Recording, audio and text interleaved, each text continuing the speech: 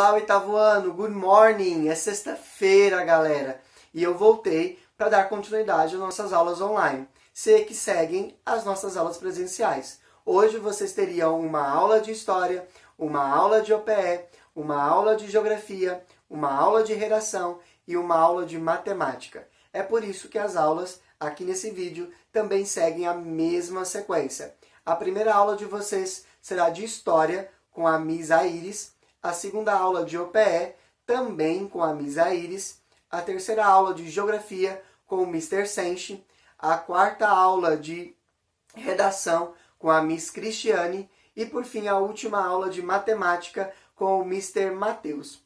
Eu espero que vocês estejam se esforçando, dando o máximo de vocês nessas aulas. Deixem aqui nos comentários como tem sido a experiência de vocês passando por essa quarentena, fazendo as atividades de forma online. Qualquer dúvida, pode entrar em contato conosco.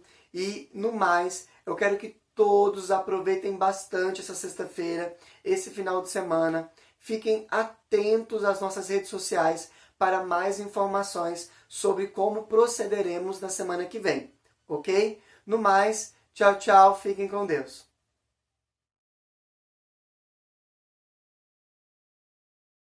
Olá, meus súditos! Voltando aqui para ajudar vocês na correção das atividades da página 28 até a página 31. Lembrando a vocês que eu não vou dar a resposta de graça para vocês, não.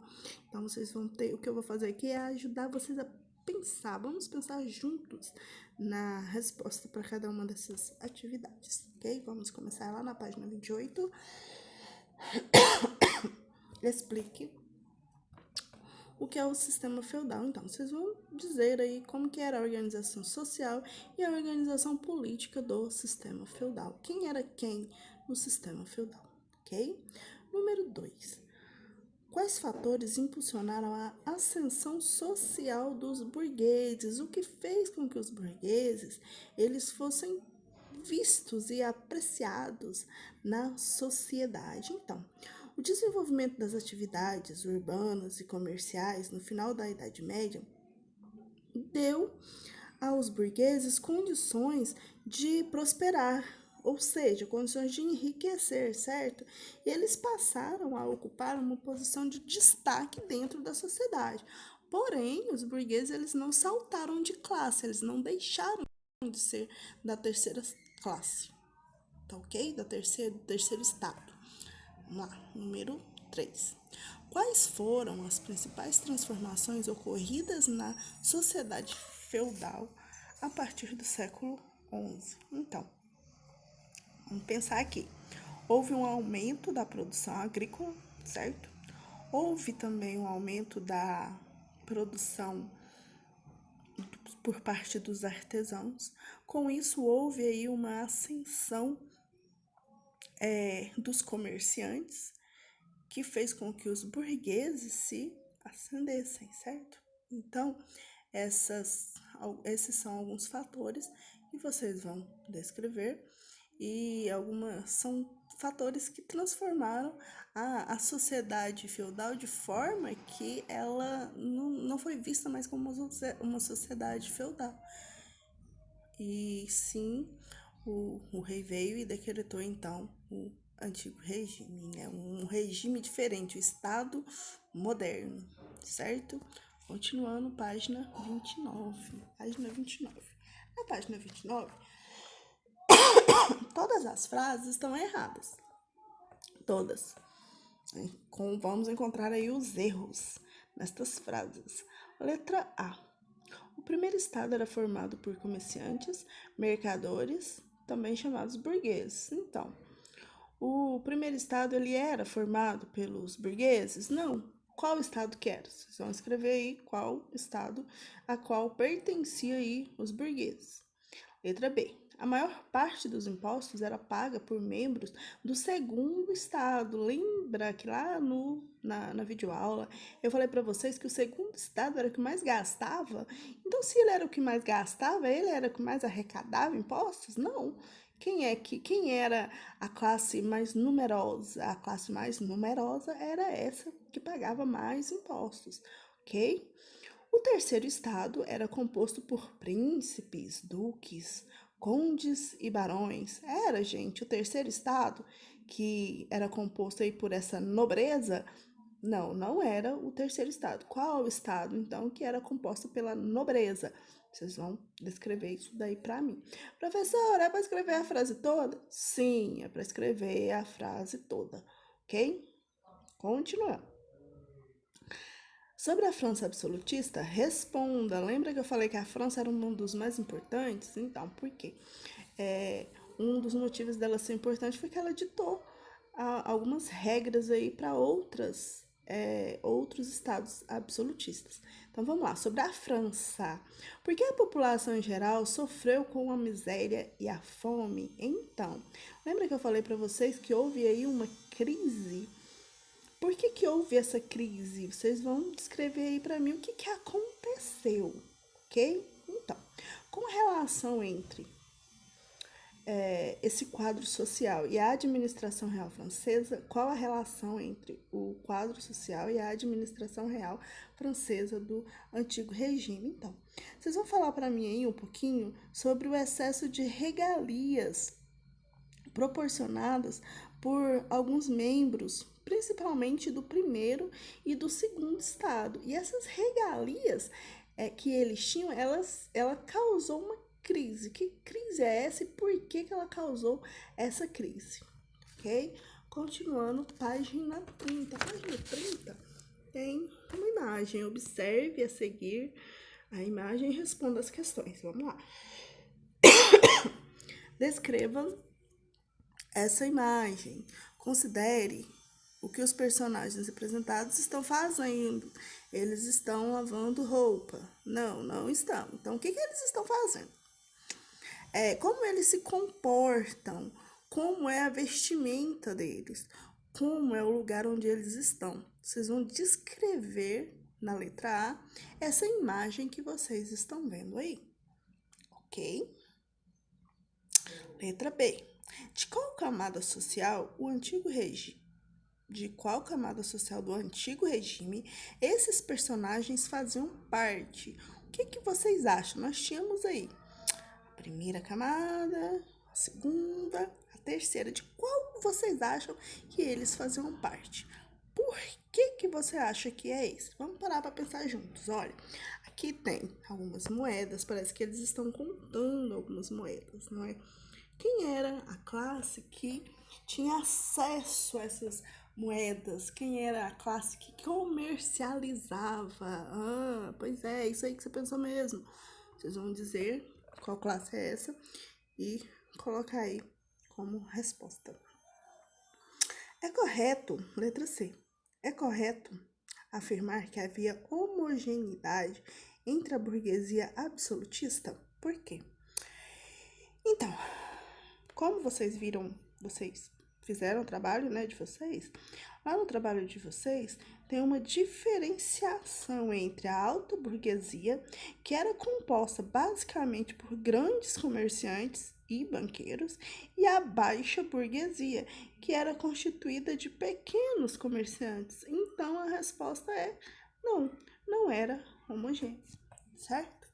Próxima. Desculpa aí, galera. Página 31. Eu gosto dessa imagem. Já usei muito essa imagem. Então, vamos lá. Observe a imagem. Relacione cada personagem indicado por uma letra como a camada social a que ele pertencia. Vamos lá. Segundo estado, qual desses daí você acha que é o segundo estado? O que está aí na letra A, o que está representando a letra B, o que está representando a letra C. Vamos lá. Vamos começar, vamos fazer esse serviço aqui diferente. Vamos pensar aqui na letra C. Olha aí esse senhor aí da letra C. Ele é o senhor que carrega todo mundo nas costas, ou seja, o grupo que paga os impostos, que paga as regalias do primeiro e do segundo estado. Então, quem é que faz isso? O terceiro estado. Então, letra C é o terceiro estado. Vamos lá. Quem seria, então, o segundo estado? Quem é o segundo estado? O segundo estado, ele é formado aí pela nobreza, certo? E o primeiro estado são o clero, o alto e o baixo clero. Vamos lá. Quem desses dois vocês acham que representa aí o clero? Que tem uma imagem de uma cruz aí no pescoço. Quem vocês acham que é? Letra B. Então, o primeiro estado é a letra B, o segundo estado a letra A e o terceiro estado a letra C. Continuando, letra B. Que elementos da imagem lhe permitiram responder a questão acima? Então, vamos lá. Meio que eu já respondi essa questão, né? Vocês vão me dizer aí por que vocês acham que cada um é cada um, ok? Letra C. Nessa gravura, o autor faz uma crítica à sociedade da época do antigo regime. Em sua opinião, qual é essa crítica? Então, vamos lá. Parando aqui para pensar um pouquinho. Coitadinho do terceiro estado. Por quê? Porque o terceiro estado, ele leva todo mundo nas costas. Então, que crítica é essa? É exatamente essa crítica da maneira como a sociedade do terceiro estado era cobrada apenas para trazer essa questão do luxo, da riqueza para o segundo e o terceiro estado, ok? A letra D, dê um título para essa gravura. Então, sejam criativos. Respostas do tipo: a sociedade do antigo regime, as camadas sociais. Isso daí é bem óbvio. Sejam criativos e dê um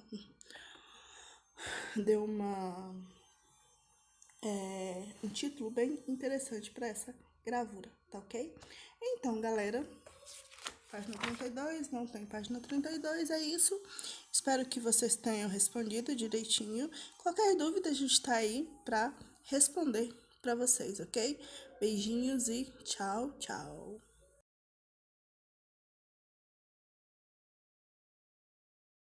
Hello, galerinha do oitavo ano, como vocês estão?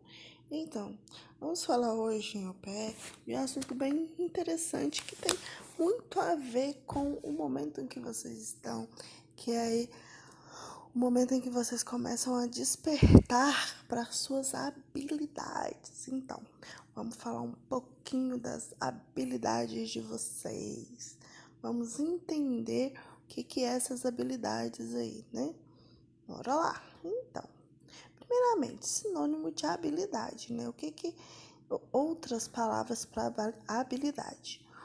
Uma delas que eu gosto bastante, capacidade, talento, inteligência e habilidade. Pois é, vamos lá.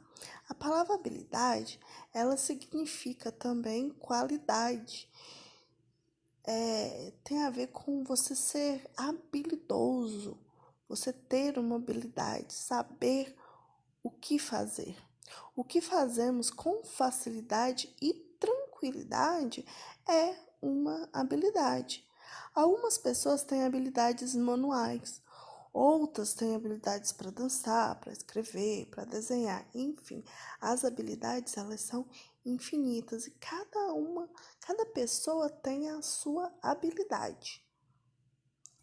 Competência. O que é a competência, então? Competência é a capacidade de mobilizar as habilidades, os conhecimentos e as atitudes para agir em determinada situação, resolver um problema, dar a solução. Nossas habilidades, elas nos ajudam a ter essa competência de solucionar alguns problemas que a própria vida da gente vai trazendo pra gente. Por exemplo, se eu peço a vocês para fazer um trabalho, e aí esse trabalho é em grupo, como que vocês vão se organizar? Se o trabalho, por exemplo, pede uma capa que seja desenhada, vocês vão não é a pessoa que não sabe desenhar que vai desenhar na capa, né? É a pessoa que sabe desenhar. O que é isso daí, então? Aonde que entra a competência? Justamente no sentido de organizar a sua capacidade de organizar as suas habilidades, a habilidade de cada pessoa dentro do grupo. Ok? Então, todos nós temos as nossas habilidades diferentes, distintas umas das outras, e todos nós temos as nossas competências dentro das nossas habilidades. Vamos lá.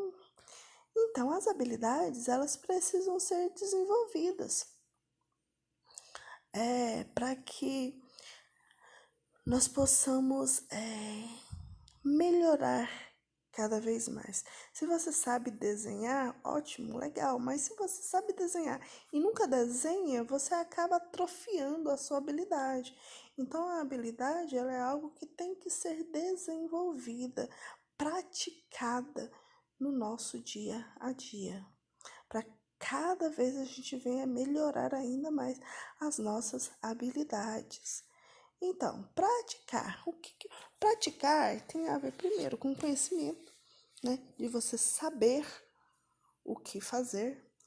É a atitude de querer fazer. Não adianta eu ser habilidoso em desenhar, que eu já falei de desenho, vamos continuar nesse exemplo.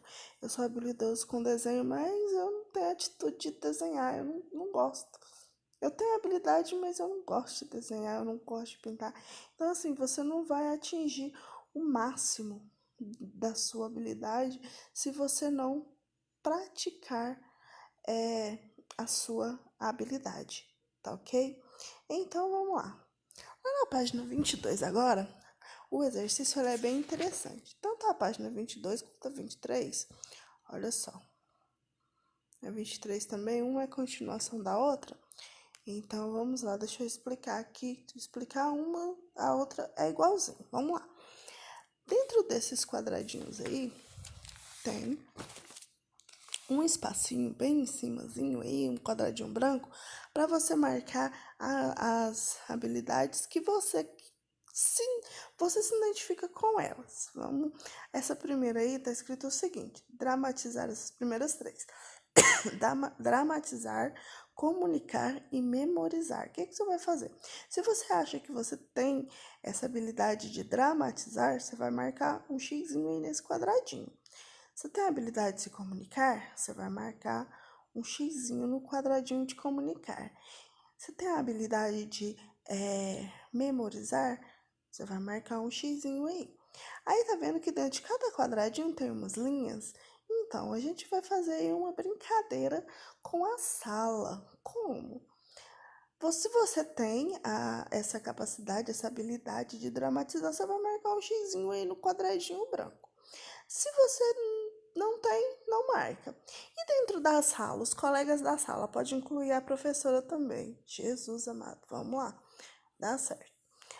Vocês acham, quem dentro da sala vocês acham que consegue dramatizar? Eu sei quem, mas eu não vou dizer o nome, porque né, a aula aqui agora não é só a gente, outras pessoas podem ouvir também, então eu vou deixar quieto. Mas tem uma pessoa aí na sala que, nossa, é um ator. Dramatiza que é uma beleza. Então, essa pessoa eu tenho certeza que todo mundo vai escrever o nome dele nessa linha aí. E a capacidade de se comunicar lá na sala, quem vocês acham dos colegas? Quem você acha que é uma pessoa que consegue se comunicar, se consegue expressar bem? O último, em memorizar, quem vocês acham que consegue memorizar as coisas? Nós tivemos um espetáculo aí que talentos foram revelados, né? Tinha umas falas bem grandes que a pessoa memorizou legal. Então, aí dentro dessa mesma linha dessas três, todas as outras vocês vão falar. Vocês vão escrever sobre elas. Olha, eu vou ler a próxima aqui também. Falar línguas, pesquisar, ouvir os outros, a capacidade de ouvir outra pessoa. Se você tem, marca um xizinho. Se você não tem, não marca nada. E quem da sala que você acha que tem também essa habilidade? Na página 22 tem um monte aí que vocês vão colocar o nome. Se você acha que ninguém tem essa habilidade, não precisa colocar, pode deixar em branco, tá? Por exemplo, deixa eu pegar aqui de cozinhar. Se se você não conhece, não sabe de ninguém na sala que sabe cozinhar, então você não precisa escrever nada e não tem problema repetir o nome das pessoas, tá? Se você acha que uma pessoa, a professora, por exemplo, a professora, ela consegue cantar, organizar, praticar esporte, ensinar, criar, comunicar, pode colocar em mais de um quadradinho o nome de qualquer pessoa, tá ok? O próximo, lá na página 22 também, 23 também é a mesma coisa. Só mudam as características não, só mudam as habilidades. Olha lá, nesse primeiro aí, consertar, negociar e fotografar. Tem uma pessoa que eu acho que se encaixa perfeitamente aí nesse fotografar, mas não vou dizer quem é. Então, vamos lá, vamos fazer agora, vamos fazer hoje, não vamos deixar para depois, por quê? Se você deixa para depois essa tarefa, que ela é super fácil, super tranquila, você deixa de OPE para depois. E a de história tranquila também deixa para depois. E a de gramática deixa para depois. E a outra também deixa para depois. No final, gente, vai virar uma bola de neve esse negócio. Então, não deixa para depois não, senta, faz agora, pensa aí nos seus amigos e coloca cada nomezinho dentro das habilidades aí. Quando a gente voltar, a gente vai fazer um exercício interessante na sala com esses nomes, tá ok? Beijinhos para vocês e até a próxima.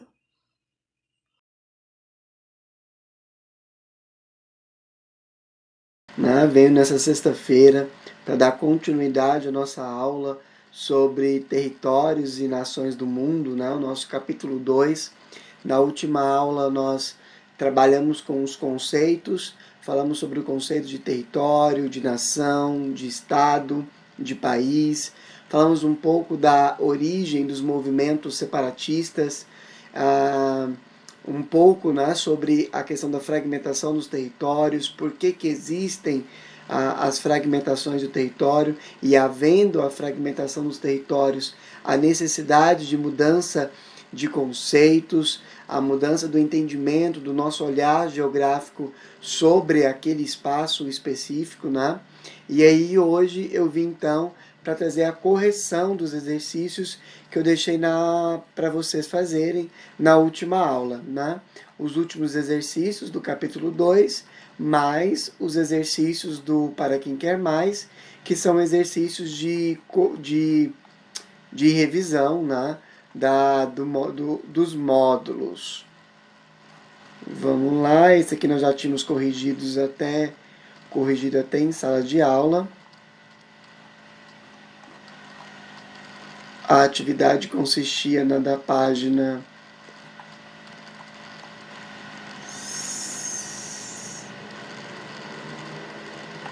'Esse nós corrigimos em sala de aula. Vamos. Isso.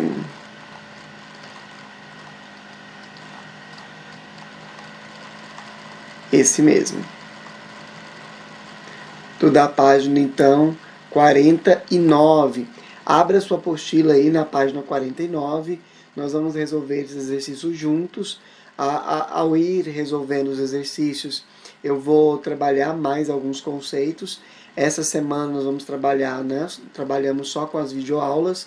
Entretanto, a partir da semana que vem, nós vamos trabalhar com os plantões de dúvida, vamos fazer algumas lives, Então, eu vou poder interagir com vocês ao vivo. Então, se houver dúvida desse conteúdo ainda, apesar da nossa última aula de revisão, de quarta-feira, mais essa aula de hoje, anotem a dúvida de vocês para a semana que vem, ok?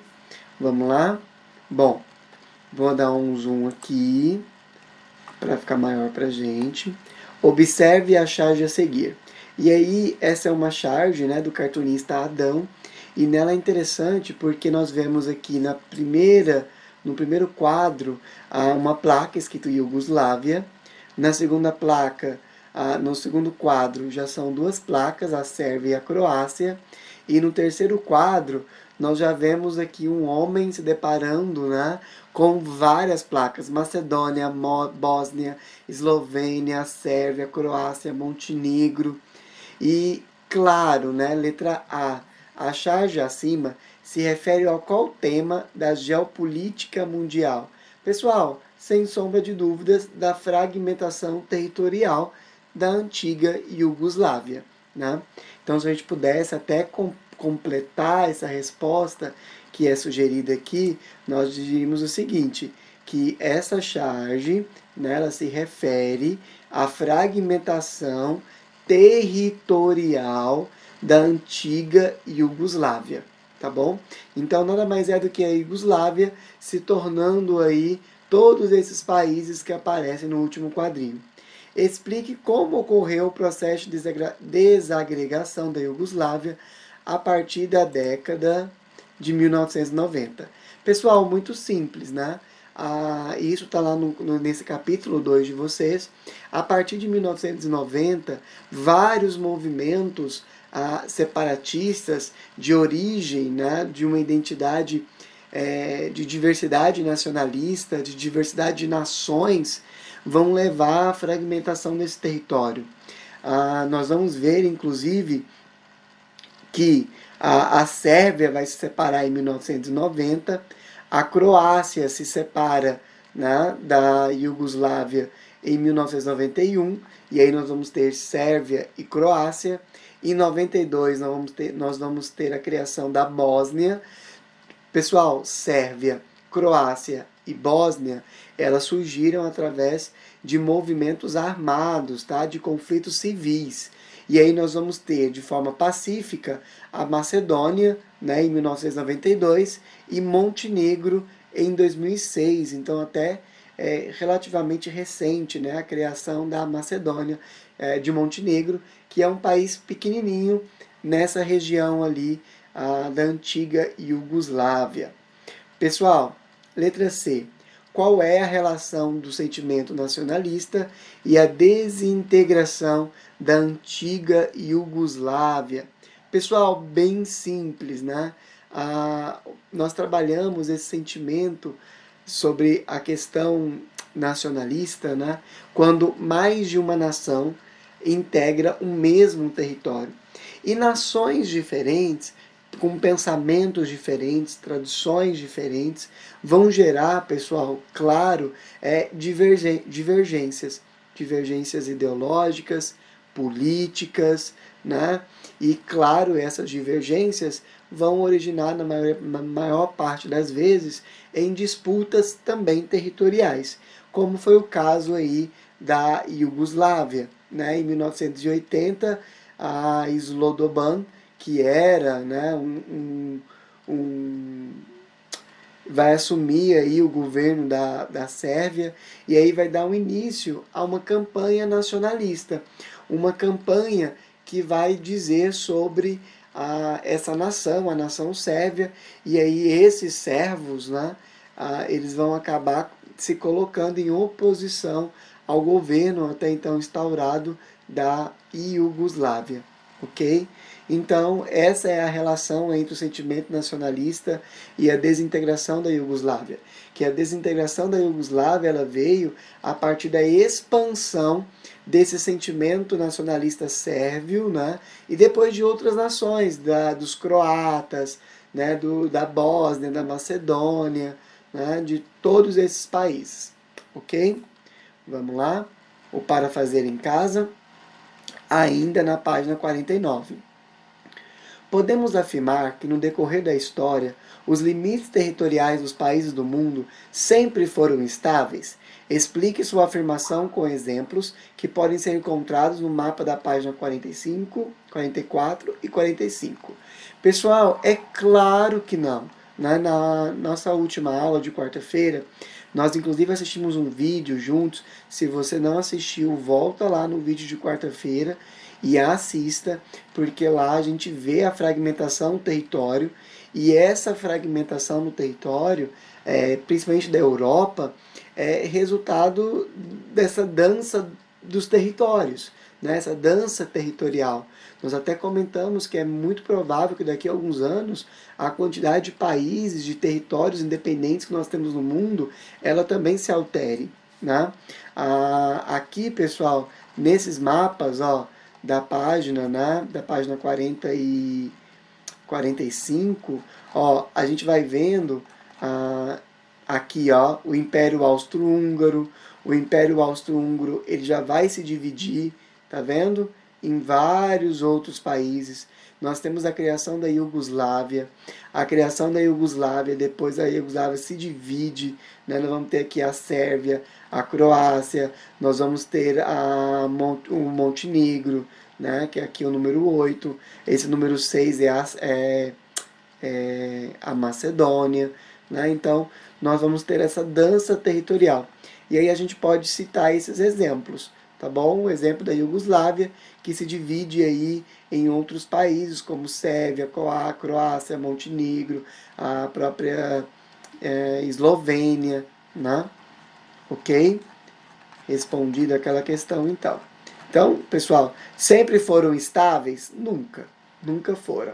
Tá bom? Então, a resposta é não, não são estáveis. No decorrer da história, as fronteiras nacionais, elas mudam, tá ok? Coloca aí, isso aí na sua questão, então. Página 50. Por que podemos dizer que as mudanças nas fronteiras nacionais constituíram verdadeiros estopins para a ocorrência de grandes guerras mundiais? Pessoal, principalmente, por que essa mudança territorial ela vai acabar nas grandes guerras mundiais, né? Primeira Guerra Mundial, depois de novo na Segunda Guerra Mundial, porque as mudanças territoriais, como a gente falou, nós já dissemos aqui, ela decorre da disputa territorial. E disputa, pessoal, é rixa, é briga, né? Então, muitos países, principalmente países desenvolvidos, eles acabaram dominando outros territórios, conquistando outros territórios, a maior parte das vezes por força militar, né, por força bélica, e isso faz então que gere uma tensão nessas regiões, né, principalmente na Europa, que foi o palco da Primeira e Segunda Guerra Mundial. É até interessante porque nós vemos na Segunda Guerra Mundial o Japão entrando, né, nessa disputa territorial que já ocorria na Europa. Exatamente porque o Japão, nesse período, era um país muito pequeno, é um país muito pequeno, e ele precisava de mais recursos naturais. E aí ele buscava a expansão territorial. Daí nós vemos, né, os interesses das grandes guerras mundiais, das grandes nações. Por trás das grandes guerras mundiais eram interesses territoriais. E atrás do interesse territorial nós temos o interesse econômico, né? Então, nós podemos dizer que as mudanças das fronteiras contribuíram para as guerras? Sim, podemos, né? Porque essas disputas territoriais elas aumentaram o conflito, né? Militar nessas regiões. E aí, no nosso exemplo aqui, falando da Iugoslávia, falando do Império Austro-Húngaro, né? Principalmente na Europa. Ok? Vamos ao número 3. Leia a manchete abaixo. Índia e Paquistão concordam em reduzir violências na Caxemira.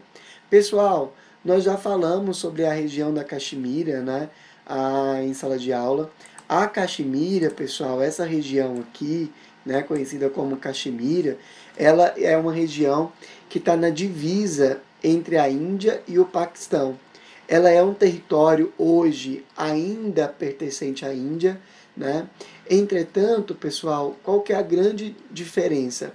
É que a população da Caxemira, ela é uma população muçulmana, né? Uma população muçulmana, é uma população de língua árabe, e aí que é a mesma do Paquistão. Entretanto, é uma nação que se assemelha muito ao Paquistão, mas que está dentro do território da Índia. E aí a Caxemira tem buscado, né, sua independência. Há nessa região conflitos armados, guerra civil, e é uma das regiões mais tensas também do nosso planeta. Aí a letra A, número 3, da página 50, pergunta: qual conflito está sendo abordado na manchete acima? Pessoal, o conflito entre a Índia e o Paquistão pela disputa territorial da Caxemira, tá? Então a gente pode colocar isso: conflito entre a Índia e o Paquistão em disputa pelo território da Caxemira. Só isso. De acordo com o que você estudou nesse tema, escreva resumidamente a causa dos conflitos existentes na região da Caxemira. Pessoal, é o que eu acabei de colocar aqui. A gente pode dizer que a Índia, né, é um país de religião hindu, né? Enquanto que a Caxemira, ela é muçulmana. Ela tem outras tradições, outras culturas que se assemelham muito mais com o vizinho da Índia, que é o Paquistão, né? Então, essa região se tornou uma nação dentro de um território, né, estranho. Então, por isso, é uma região, né, que tem buscado a sua independência do governo indiano. Tranquilo? Então, a gente pode resumir, não precisa colocar tudo que está escrito aqui, a gente consegue resumir isso dessa seguinte maneira, né? Que a Índia, de religião hindu, se diverge, né? É diferente das tradições muçulmanas da região da Caxemira. Isso gerou, né, um sentimento contrário ao próprio governo hindu, ao governo da Índia, e essa região busca então a separação, né? Nós temos aí o surgimento de um movimento separatista. Você cria então a sua resposta, ok? Não quero nada copiado do livro, não. A gente pode elaborar as nossas próprias respostas, talvez até de forma mais simples, usando palavras mais simples, de forma até mais resumida e que fique mais claro para a gente, ok? Letra C. Cite mais 2 exemplos de áreas de conflitos territoriais no mundo atual, observando o mapa da página 47. Pessoal, e aí tem vários, né? Nós já falamos em sala de aula, inclusive, sobre Israel e Palestina. Nós vamos ter o caso aqui do Peru e do Equador, da Armênia e Azerbaijão, do Egito e do Sudão, da Coreia do Norte e Coreia do Sul, né? Passa muito na televisão. Então, conflitos territoriais hoje ainda são muito comuns, ok? Número 4. Atualmente, várias disputas territoriais estão associadas a guerras e a violentos atentados armados, considerando a existência de interesses econômicos somada à questão de soberania, cria no espaço abaixo uma mensagem curta e de fácil memorização, semelhante àquelas utilizadas em campanhas publicitárias. O conteúdo da mensagem deve propor a busca por uma solução pacífica em disputas territoriais, como as disputas no capítulo. Ou seja, pessoal, você vai criar uma frase dando uma solução pacífica para a disputa territorial, tá bom? Como se fosse um slogan de uma campanha publicitária. Então, nesse espaço aqui, você vai poder desenhar, enfim, né, porque ele pede a letra B uma ilustração, mas eu gostaria muito de ler as soluções que vocês dariam para esses conflitos, né, territoriais no mundo. Aliás, se você criar esse slogan, printa aí, tira uma foto, posta nas suas redes sociais, me marca lá, né, no meu Instagram, no meu Facebook, né, lá vocês me encontram como @thiagosenche. Se puder, deixa aqui nos comentários, tá, qual é a solução pacífica que você vai dar para os conflitos territoriais no mundo. Estou curioso para ouvir, ok? Pessoal, terminado essa atividade da página 49 e 50, vamos para a página 54, que é sobre o para quem quer mais, tá ok?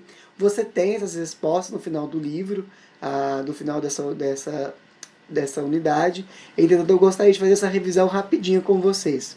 O cientista alemão Alfred Wegener propôs uma teoria afirmando que há milhões de anos os continentes terrestres formavam um único grande continente, Como é denominada essa teoria? Pessoal, a teoria da deriva continental, que nós já tanto comentamos em sala de aula. Quais evidências Wegener utilizou para comprovar a sua teoria? Pessoal, os encaixes quase perfeitos dos continentes. Então, quando a gente olha para o mapa mundi, a gente percebe que os continentes formam quase um quebra-cabeça. Nós temos registros fósseis, né? Muito semelhantes em continentes diferentes. Então, fósseis de mesmo animais são encontrados tanto no litoral oeste da África como no litoral leste da América, o que mostra que esses territórios já estiveram unidos em um passado geológico. Então, todas essas evidências apontam e confirmam a teoria de Wegener, né, sobre a deriva continental. Letra C. Seguindo a lógica da teoria continental, da deriva continental, daqui a aproximadamente 50 milhões de anos, os continentes terrestres estariam distribuídos da forma como conhecemos hoje? Pessoal, claro que não. Né? Nós já falamos sobre isso. Os continentes continuam a se deslocar, né, sobre o manto, sobre a crosta terrestre.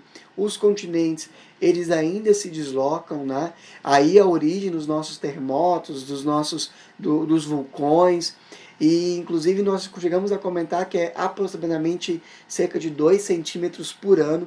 Pode parecer pouco, mas ao longo, né, de uma escala geológica de vários milhares de anos, isso dá quilômetros e quilômetros de distância. Então, pessoal, é claro que não. Né? Essa configuração ela vai se alterando ao longo dos tempos geológicos. Número 2. Observe os mapas. Aqui nós temos um mapa do continente africano e aqui tem o outro mapa. Pessoal, esse mapa aqui nós já trabalhamos ele, é um mapa que a gente usa bastante. É um mapa que a gente até comentou que há distorções, principalmente nas extremidades, né? Então há distorções tanto na extremidade norte como na extremidade sul. E aí esse mapa, qual que é a projeção que é usada nele? A projeção de Mercator. Já essa segunda projeção, a projeção B, é uma projeção que corrige, né, o tamanho dos territórios, entretanto ela causa uma deformidade na forma dos territórios. E aí essa projeção ela é conhecida como a projeção de Peters. Então aqui na página 55 a gente vai ter o território africano está pintado por qual tipo de projeção? Letra A de Mercator, e letra B, a de Peters, tá bom? Então, a letra A, nós vamos ter a projeção de Mercator, e na letra B, a projeção de Peters, ok? Quais são as principais diferenças entre as duas projeções? Pessoal, bem simples. A de Mercator preserva a forma, mas distorce os tamanhos. A de Peters, ela distorce a forma, mas ela preserva os tamanhos, tá bom? Então essa é a diferença. Mercator preserva a forma, mas ele distorce os tamanhos. Peters, ele distorce a forma e ele preserva os tamanhos. Pessoal, é possível a gente fazer uma projeção plana, perfeita? Não. Né? Nós já comentamos sobre isso, é transformar uma esfera, né? A Terra não é necessariamente uma esfera, ela é uma geóide, mas é transformar essa forma geométrica em um plano. É claro que a gente sempre vai ter distorções. Sabendo a diferença entre as duas, letra C, sabendo a diferença entre as duas projeções mostradas na página anterior, explique como o território da África está representado em cada uma delas. Pessoal, a projeção de Peters, distorção do formato, preservação da forma. E já a de Mercator, nós temos lá a preservação da forma, né, dos países da África, mas a distorção dos seus tamanhos, onde o norte e o sul apresentam maiores do que verdadeiramente são. Tá bom? Letra D. Por que podemos afirmar que não existem projeções cartográficas livres de distorções? Acabei de falar sobre isso, né? porque nós estamos falando de uma Terra que é uma geóide, que tem uma forma esférica. E quando você abre essa forma esférica e tenta transformá-la em um plano, você vai ter distorções grandes sobre isso, né? Pessoal, escreva o que é nação. Você tem aí no seu caderno, hein? Nação, pessoal, são todos aquele grupo de pessoas, aquele povo que apresentam vínculos culturais em comum, né? Que apresentam uma identidade cultural, né? O que é uma identidade cultural? Tradições, costumes, né? Em comum, tá bom? Isso é uma nação. É um povo que integra o mesmo grupo porque estão ligados por uma mesma identidade cultural. Podemos afirmar, número 4, que atualmente toda nação exerce soberania no território onde vive? Explique sua resposta com exemplos. Pessoal, claro que não. Nós já falamos que existem nações que estão dentro de territórios governados por estados de outras nações. Olha a Palestina dentro de Israel, governado por um governo israelense. Olha o País de Basco, a Catalunha, né, que são nações que estão dentro da Espanha e são governados pelo governo espanhol. Então, não, pessoal, uma nação não é sinônimo de soberania territorial, ok? Muito cuidado nisso.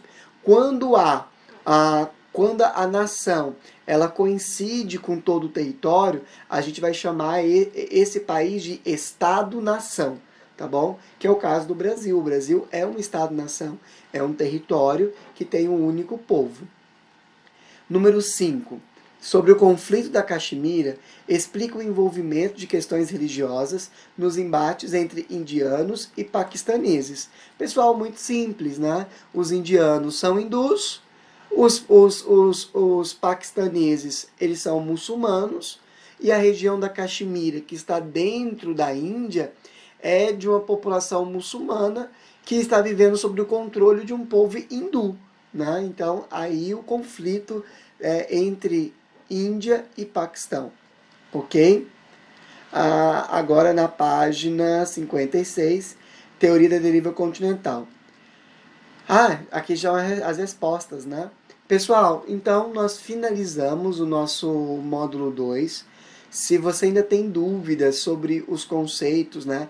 Placas tectônicas, deriva continental, terremotos, vulcões, tsunamis, que foi o nosso capítulo 1, que eram os aspectos naturais do nosso planeta, ou sobre o capítulo 2, no que nós falamos sobre território, nação, país, estado. Anote a sua dúvida para a semana que vem. Nós vamos fazer um plantão de dúvidas e aí então a gente conversa, tá bom? No mais, quero desejar a todos uma ótima sexta-feira. Aproveitem, descansem esse final de semana.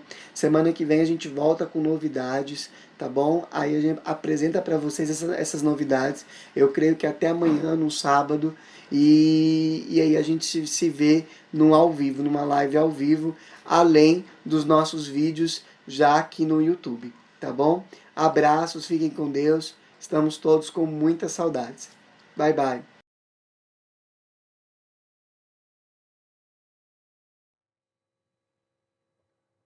Oitavo ano, tudo bem com vocês?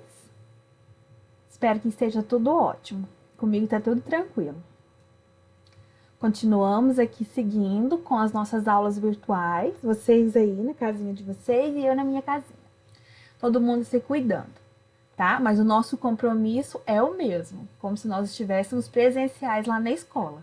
Vocês aí do outro lado estudando, fazendo as atividades, e nós do lado de cá elaborando as aulas para vocês, aulas de exercícios e conteúdos, tá bom? Hoje, nossa aula de hoje, né, dia 3/4/2020, sexta-feira, né, estamos seguindo aí o nosso horário de aula, nosso horário oficial, que é segunda e sexta-feira, tá? Então, para hoje, para sexta-feira, nós temos aí algumas atividades para serem feitas, tá? E do livro, então eu peço a vocês que peguem o livro didático, tá? Para acompanhar aí as explicações. Caso não entendeu, caso esteja com dúvida, dá pausa no vídeo, confere, verifica e depois retoma, Todo mundo aí com o livro em mãos? Então, eu quero que vocês abram aí o livro de vocês na página 81. Então, nós temos aí, página 81. Esse conteúdo é de qual matéria, meninos? Sei, ou seja, redação. E esta aula faz referência ao dia 3/4/2020, sexta-feira, tá? Então, vamos aqui, meninos, dando sequência aí em nossas atividades. Então, aqui nós temos a seção para se comunicar melhor. As diferentes narrativas. Então, aí nós temos aí um trecho falando sobre Alice, do País das Maravilhas, e Romeu e Julieta. Então, eu vou ler esse trecho aqui com vocês. As obras Alice no País das Maravilhas e Romeu e Julieta, embora sejam, respectivamente, uma novela e um texto dramático, constituem narrativas, isto é, apresentam personagens envolvidos em acontecimentos que se passam em determinados espaço e tempo. É importante observar que vários gêneros textuais podem apresentar narrativas com características diversas. Para compreender melhor de que forma isso ocorre, leia os textos e responda às questões. Meninos, eu quero que vocês leiam esse texto aí em voz alta, tá? Para treinar a oratória, a oralidade, a pontuação, a acentuação das palavras, como nós sempre fazemos em sala de aula. Leitura dinâmica. Ah, mas não tem nenhum colega aqui para ler junto comigo, né? Eu leio até o ponto e quem vai continuar? Você. Então, você lê até o ponto e continua sendo você até o final, tá? Então, aqui no trecho 1, né, esse trecho 1 foi tirado, né, o texto que foi extraído do romance Drácula, um clássico universal. Então, aqui nós temos o trecho, temos aqui um desenho. Eu sempre peço para vocês estarem prestando atenção nas ilustrações, nos desenhos que aparecem. Então, aqui nós temos as questões, vou ler aqui com vocês, a letra A. Esse trecho de romance pode ser considerado um texto narrativo? Explique. Novamente, meninas, prestar atenção nos enunciados. Esse enunciado pede o quê? Que seja feito em 2 etapas. Você vai responder a pergunta e depois você vai explicar. Letra B. Que palavras foram empregadas para evidenciar os acontecimentos do texto? Você vai responder. Letra C. Nesse trecho, há momentos de tensão que marcam uma narrativa. O que contribui para isso? Tensão, o que seria essa tensão? É aquele nervosismo, é aquela ansiedade, é aquele suspense. Então, você vai observar aí no texto e vai dizer o quê? Em que esse tipo de recurso contribui? Esses momentos aí de tensão que estão no texto, o que contribui para isso? Por que ocorre esses momentos? Observe que o trecho do romance Drácula apresenta momentos de tensão que marcam a narrativa. Isso ocorre em virtude de elementos sobrenatural inseridos no texto, como a existência de um conde Drácula e um vampiro, personagem fruto da imaginação humana. Esses elementos provocam ao leitor sensações de susto e medo, acrescentando à narrativa um clima de apreensão, ou seja, medo. Os textos com esses elementos são chamados de narrativas de terror. Tá? Eu sei que alguns aí adoram esses textos que têm elementos de suspense, terror e dragões e tigres mágicos, enfim, né? Esse aqui é o momento para que vocês soltem essa imaginação toda aí, porque nós trabalhamos aí dissertativo, depois foi artigo de opinião, então tinha aquela expectativa assim, eu posso colocar elementos ficcionais? Não, em artigo de opinião e dissertação não. Mas agora nós já estamos entrando aí em conteúdos que já aparecem esses seres mitológicos, esses seres imaginários, né? Tudo que seja ficcional. Meninos, seguindo aí. Número 2. O trecho a seguir narra o interesse de um personagem por um estudo bem inusitado. Então aí eu vou pedir para que vocês leiam aí. Eu não vou estar ouvindo, porque eu tô aqui em casa, nós estamos fazendo um vídeo, não é videoconferência, mas eu vou confiar em vocês aí, tá? Confiança, né? Foi uma das coisas que nós falamos nas últimas aulas. Confiar, né? Vocês lembram aí que nós tivemos várias conversas com relação a essa questão de confiar na turma, de confiar nos colegas. Então, eu confio em vocês, que vocês estarão lendo. Eu digo última aula presencial, tá? Vocês se recordem aí dos assuntos que nós falamos. Sobre essa questão de confiar no outro, do professor confiar nos alunos, confiar o quê? Confiar que estão fazendo as atividades, confiar que estão fazendo o que foi solicitado, confiar na organização dos cadernos, tá? Então, eu confio que vocês estejam lendo os textos, tá? Vamos seguir aí, meninos, então? Então, deem pausa, leiam o texto, depois retomem. Então, aí faz de conta que vocês já leram o texto, retomaram e voltaram, tá? Qual é a ideia central desse trecho? Ou seja, a ideia principal? O narrador, letra B, o narrador refere-se aos elementos pré-atômicos.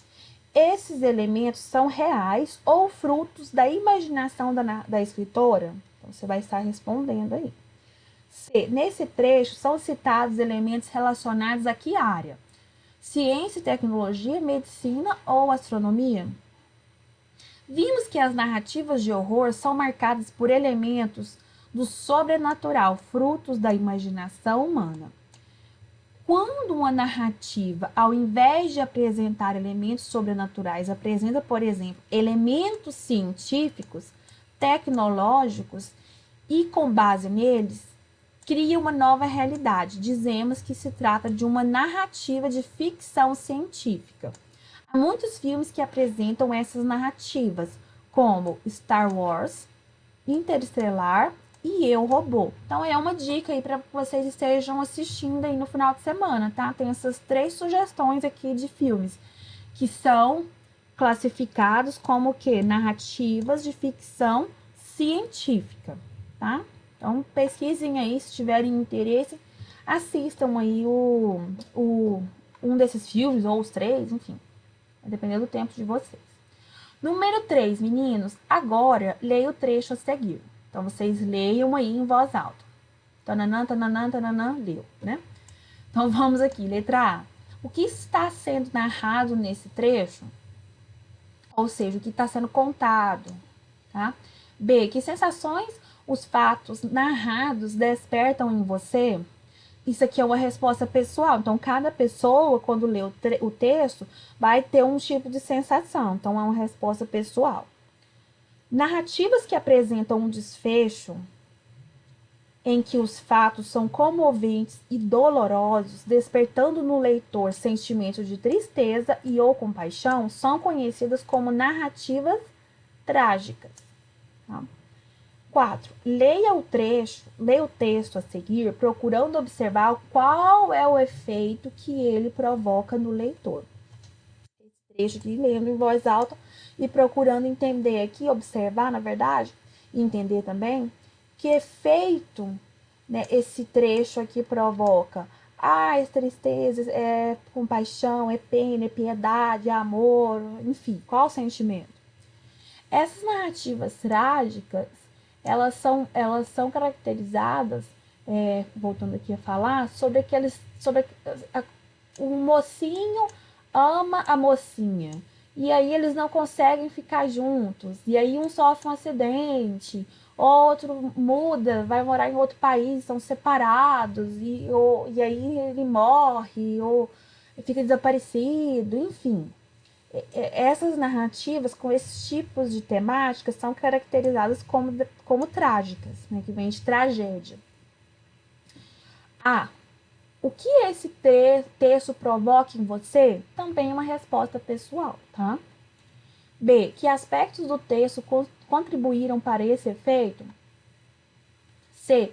Que outros gêneros textuais você conhece que causam esse efeito?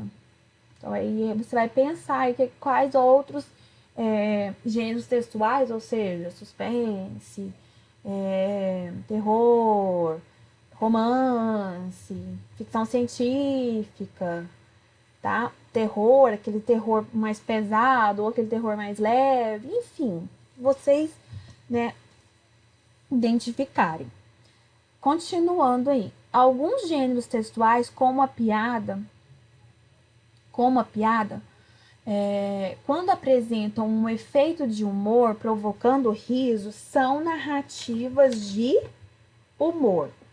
Essas narrativas de humor aí entra muito numa questão que eu falo com vocês sempre. Essa questão do respeitar. Muitas das vezes, o meu humor, a piada que eu achei super engraçada, não é engraçada para quem está o quê? Está ouvindo. E assim por diante, tá? Às vezes o que o colega tá falando, ele acha engraçado, mas eu não acho. E aí, esse tipo de situação acaba se tornando um possível problema, tá? Então, fiquem atentos a essas questões de gracinhas, de piadinhas, porque nem sempre quem tá por perto, quem tá ouvindo, quem tá recebendo a piada, o humor, tá achando engraçado, tá?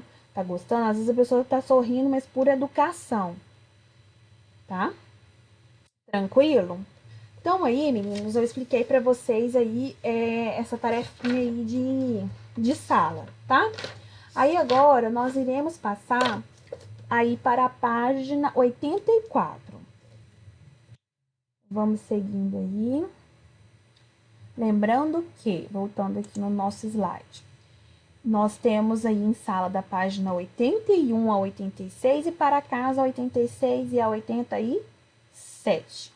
Então, agora nós iremos aí para 84.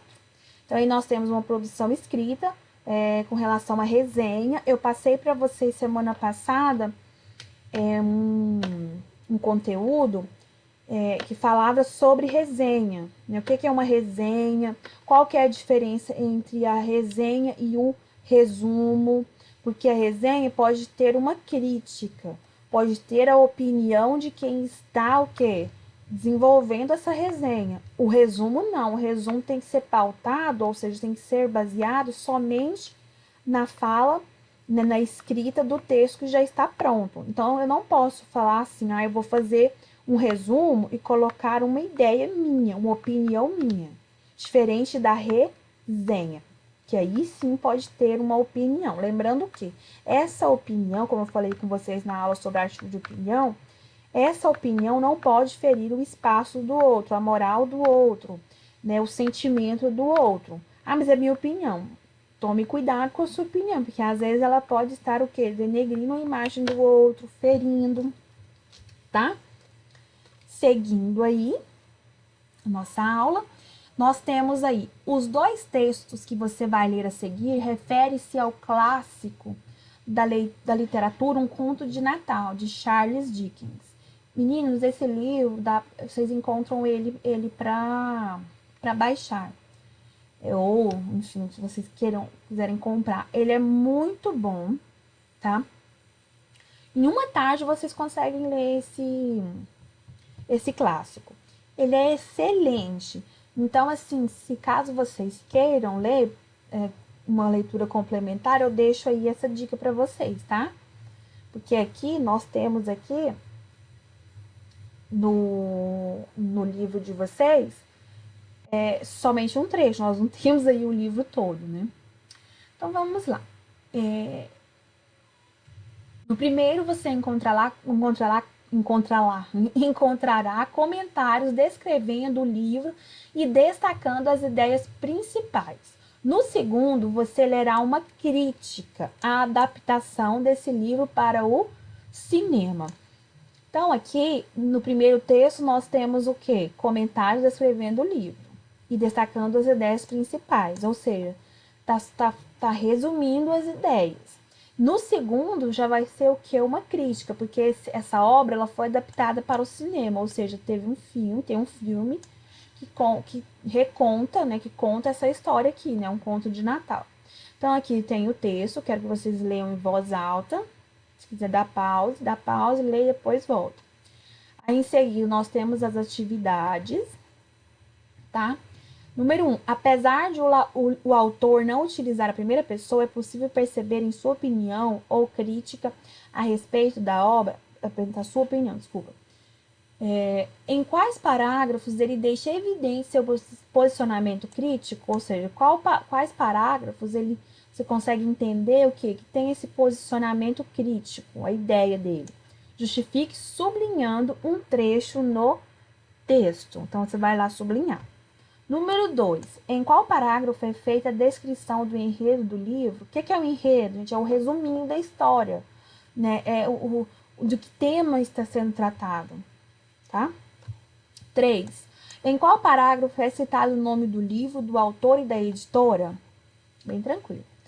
4. Normalmente as informações com o nome do livro e do autor são colocadas antes da descrição do enredo e dos personagens. No entanto, isso não ocorreu nesse texto, porque o maior não estruturou o texto dessa forma. Porque o autor, gente, li errado aqui. Porque o autor não estruturou o texto dessa forma, tomando por base, por que ele fugiu desse padrão?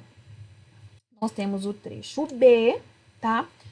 Que aí já faz referência ao quê? A adaptação para o cinema. Quero que vocês leiam, dá pausa, faz essa leitura em voz alta e depois retorna. Número 1. Por que o autor iniciou o texto com a frase enésima adaptação do romance de um conto de Natal? 2. Quando há uma adaptação de um livro para o cinema, além do autor da obra, que outros nomes são citados na resenha? 3. Identifique e sublinhe no texto trechos que aparece a opinião do autor do filme. 4. O autor do texto B apresentou pontos negativos a respeito do filme. Copie um trecho do texto em que você confirma essa afirmação, ou seja, uma parte aqui do texto que ele fala mal. Ele põe questões negativas a respeito do filme. 5. Após ler os textos, explique qual é o principal objetivo com que eles foram produzidos. Então, você vai fazer um comentário aí, você vai explicar qual que é esse objetivo aí, tá? Aí, agora aqui nós temos a produção de texto. Essa produção de texto, sempre falo com vocês. Vocês farão essas atividades de produção de texto onde, meninos? No caderno de redação. Coloque aí cabeçalho, data, todas as informações, a página do livro que faz referência a essa atividade, para quando as nossas aulas voltarem, eu possa estar corrigindo, né? E conseguir achar, né? Qual que é a tarefa, não ter que ficar perdendo tempo tentando adivinhar qual que foi a tarefa, tá? Então, tem uma organização aí com os cadernos de vocês. Então, aqui nós temos a proposição aí, né? Ou seja, a proposta de produção. Agora é sua vez de produzir uma resenha e expor sua opinião sobre algum que livro que você tenha lido ou filme que tenha assistido. As resenhas elas farão parte de um catálogo que será exposto na biblioteca da escola. Então, você vai fazer ela no caderno, quando as aulas voltarem, eu estarei corrigindo, depois você vai passar limpo para que a gente, né, para que nós possamos montar esse catálogo, tá? Então, veja algumas informações que auxiliarão na produção da resenha. Então, aqui, selecione livros e filmes que você conheça e defina qual utilizará para produzir a resenha. Caso prefira, leia outro livro ou assista a um filme para realizar a produção. Então, vai ficar a critério de vocês. Façam as escolhas pessoais aí de vocês, o que vocês mais se interessarem. Faça anotações sobre o livro ou filme para ajudar na produção. Anote as características de que você mais gostou do livro ou no filme. Um capítulo em particular, um personagem, uma descrição detalhada de um lugar, o estilo do autor, entre outras. Pense em um título que revele algo marcante da história.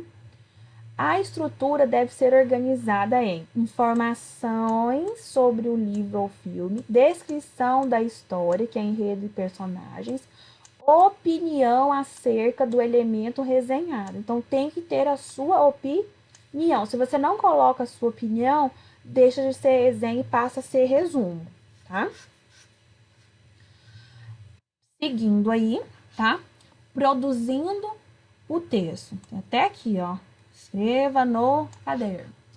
Defina a obra que você vai resenhar e aí você vai fazer o quê? Introdução, né? Expondo o título, quem produziu e outras informações se julgar necessário. Produza uma descrição da história, destacando apenas o essencial, personagens principais e enredo. Opine, ou seja, dê sua opinião sobre as principais características mencionadas. Então, tem que ter a sua opinião, tá? Não sobre detalhes, sobre mínimos detalhes, mas o que seja importante aí dentro da história, o que você achou de interessante. E aí você pode observar o quê? Ilustrações, tom da narrativa. Crie argumentos convincentes. Por que seus argumentos, né, com relação à sua opinião, tem que ser convincente? Pois seu texto deve persuadir, convencer um grande número de pessoas a se interessar pelo elemento resenhado. Então, eu vou falar de um livro, eu tenho que colocar elementos, tenho que colocar ideias que quando as pessoas lerem a minha resenha, elas se interessem para fazer a leitura do livro. E assim também vale para o filme. Tem que falar bem, eu tenho que usar argumentos que chamem atenção e desperte na pessoa que esteja lendo a resenha a vontade de assistir o filme ou ler o livro. Utilize terceira pessoa, empregando uma linguagem objetiva, ou seja, sem ficar inventando coisas demais, tá? Coloque o que seja necessário. Evite descrever detalhes em excesso, para que o leitor não se canse do texto. Conclua suas ideias no último parágrafo, esclarecendo ao leitor por que ele deve ler o livro ou assistir o filme indicado. Escreve uma folha de rascunho, né? E aí você deixa, o rascunho é esse que ficará no seu caderno, porque o que depois que as aulas voltarem eu vou estar corrigindo, e aí vai ser o texto oficial que nós montaremos um painel ou um varal, né, de histórias, enfim. Quando as aulas voltarem, nós iremos decidir, tá? De que maneira será exposta essa atividade. Então é isso, meninos. Deixo aqui para vocês o meu abraço, a minha saudade em relação a todos. Cuidem-se, cuide de quem esteja próximo de vocês, façam as atividades, deixe tudo em dia e logo, logo as nossas aulas presenciais estarão de volta, porque virtual estão acontecendo todos os dias, mas as presenciais logo, logo estarão de volta. E bom final de semana para vocês, aproveitem para descansar, para organizar a casa, para fazer o que vocês tiverem vontade aí, junto com seus familiares e amigos que estejam passando por esse período de isolamento com vocês. Até segunda-feira. Segunda-feira nós temos aula de redação. Tudo de bom para vocês. Beijo, saudades.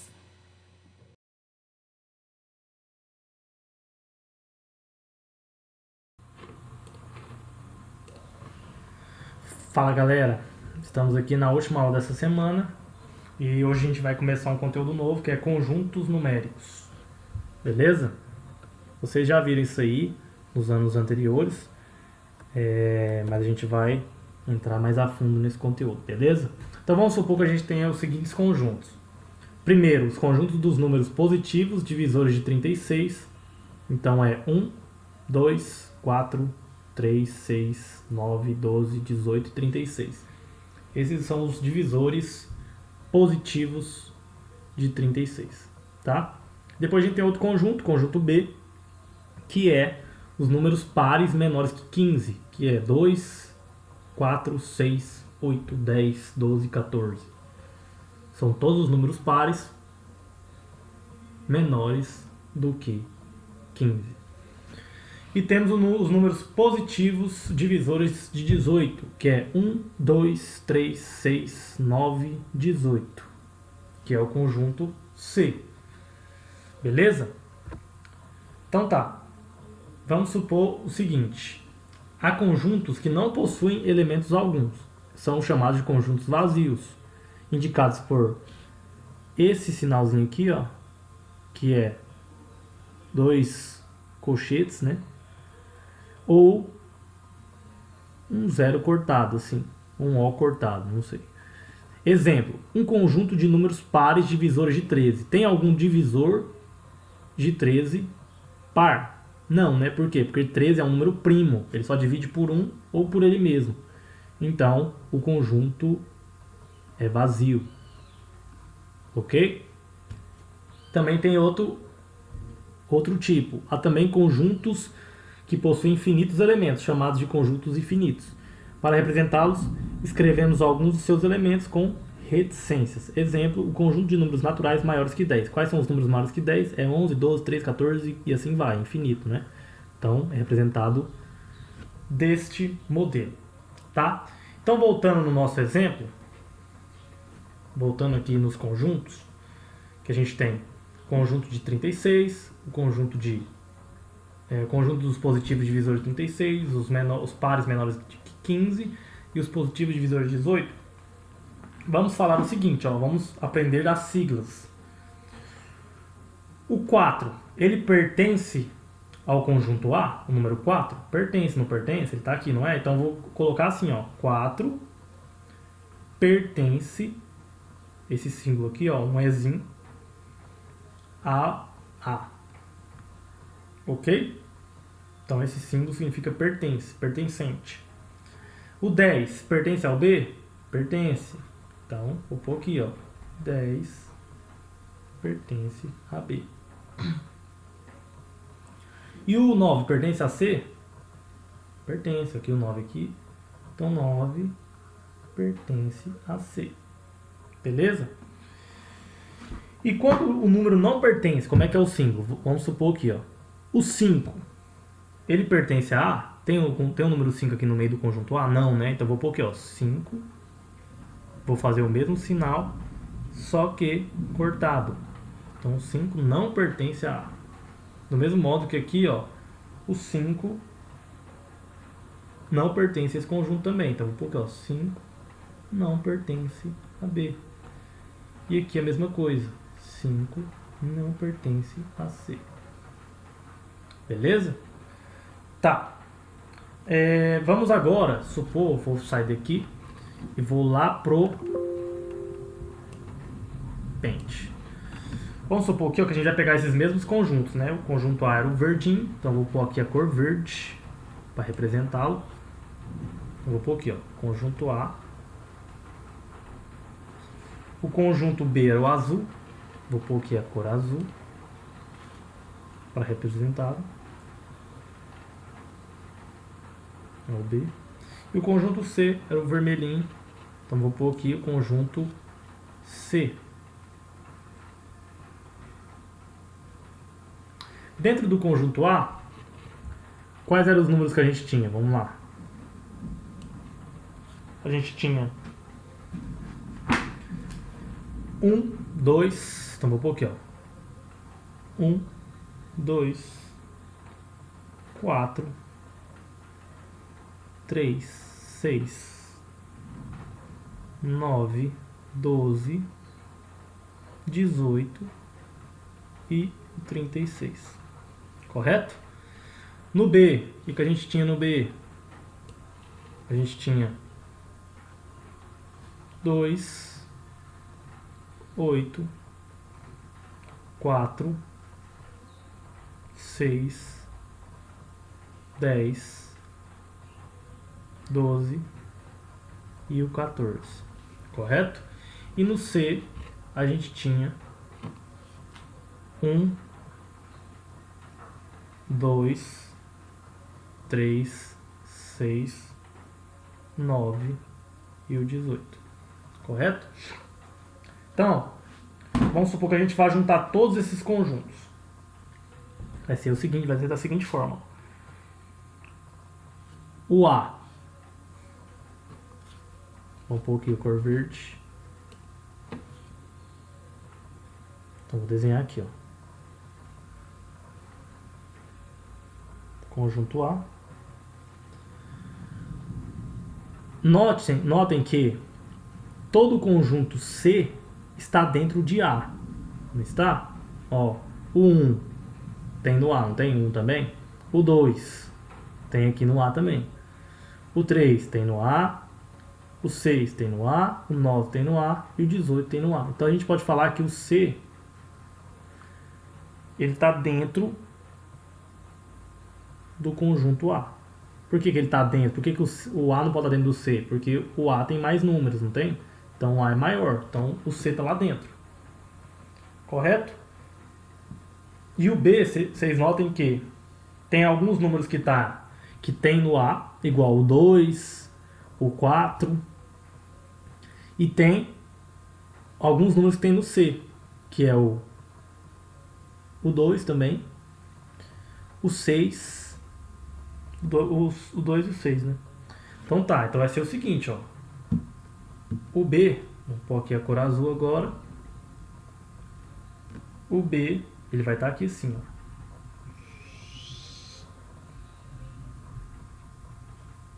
Tá aqui assim. Por quê, ó? Vamos pôr os números agora. No A, o 36, ele não pertence a nenhum. Ele está só no A, certo? O 1,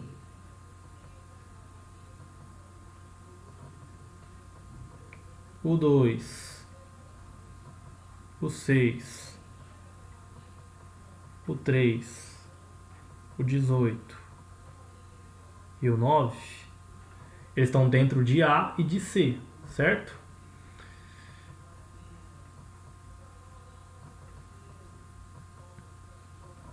E no B, ele vai ter o 2, o 6, o 4, o 12, o 8, que só tem no B, e o 14.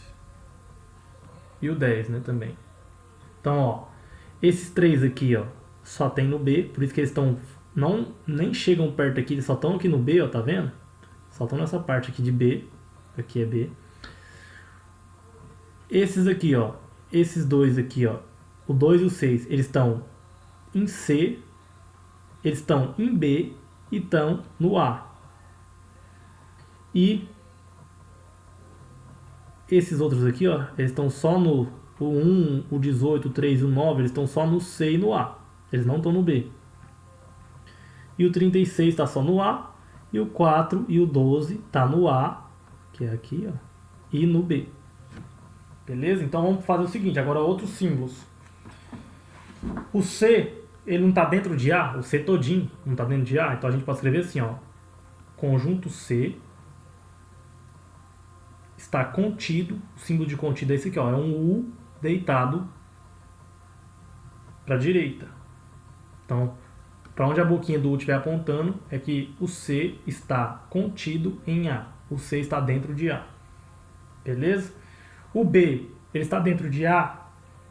Não, ele não está dentro de A. Então a gente pode pôr assim, ó. O B não está dentro de A. Certo?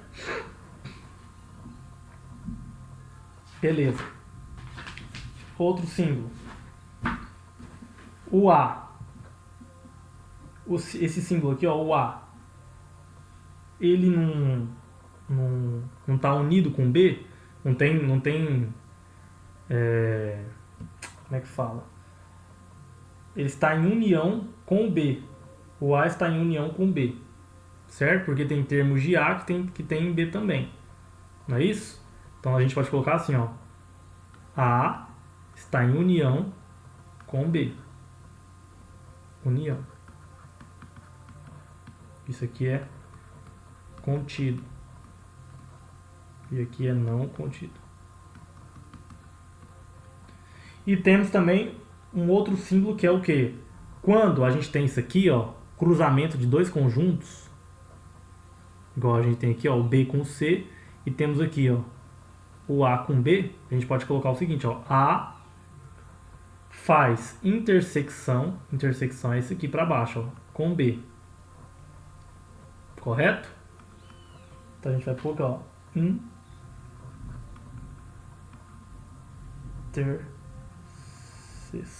Interseção. Da mesma forma que B e C também. Então, B, interseção com C. Ok? Então, essa foi a aula de hoje. E vou deixar alguns exercícios para vocês fazerem também. Os exercícios da página 58 e página 59. E na próxima aula a gente vai estar corrigindo. Beleza, gente? Valeu, tenham um bom final de semana e até a próxima aula. Um abraço.